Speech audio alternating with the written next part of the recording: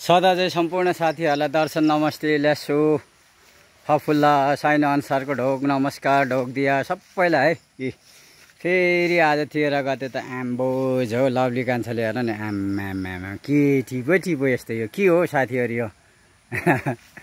यस्तै हो जिन्दगानीमा सिमसिमे पानीमा लभली कान्छाको लभली जिन्दगी हैन।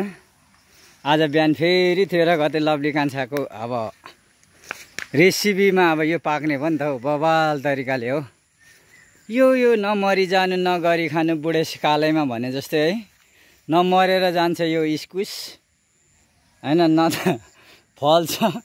6 महिना भइसक्यो साथीहरु बल्ल बल्ल अलिकति यति टाउको टेक्दैछ अनि जस छ अब बोडी तोडी काँक्रा साँक्रा यस्तै छ है लभली कान्छाको लभली जिन्दगी अर्गानिक पारा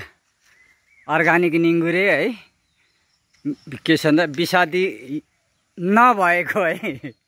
एकदम अर्गानिक नेचुरल यस्तै छ लभली कान्छाको लभली दुनिया। आज मंगलबारको दिनमा अब लभली कान्छाले अब बनाएर खाने हो नि त चट्टसँगले हैन